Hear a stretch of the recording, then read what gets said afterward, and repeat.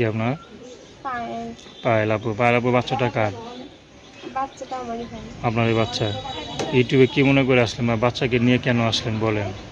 আইসি ভাই অনেক কষ্ট করলাম। বাচ্চার বয়স যখন 2 মাস তখন ওর বাবা ফেলাই দিয়া চলে যায় নেশার করে। আচ্ছা, তো বাচ্চা বাবা চলে গেছে, তো বাচ্চাকে এখন কে দেখে? আপনি দেখেন?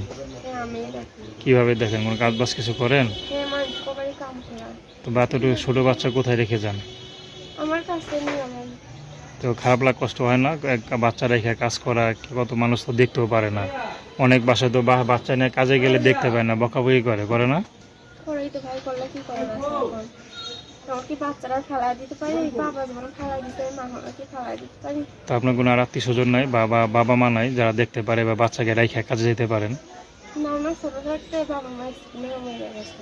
আচ্ছা আচ্ছা, তো সব দিকে দুঃখ নাকি? বিয়েটা কি আপনি নিজের পছন্দ করছিলেন? না, বাবা মা দিয়েছিল। খালার কেন থাকতাম, খালার বিয়ে দিছে না। খালা আচ্ছা, এখন মরে গেছে গা। এই আমার স্বামীটাও নেশা করে গেছে না। মানে পৃথিবীতে আপনার কোথাও যাওয়ার জায়গা নেই আর কি? না। আচ্ছা, বস্তিতে থাকেন নাকি? হুম।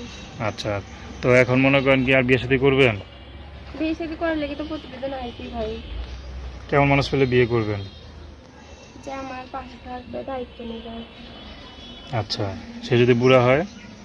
বুড়া হইলে কোনো সমস্যা নেই। যদি রিক্সা চালায়? তার কোনো সমস্যা নেই। আচ্ছা, নাম কি বললেন? পায়েল। পায়েল। তো দর্শক, আপনার পায়েল আপুর কথা শুনলেন। তো তার নাম্বারটা হচ্ছে 018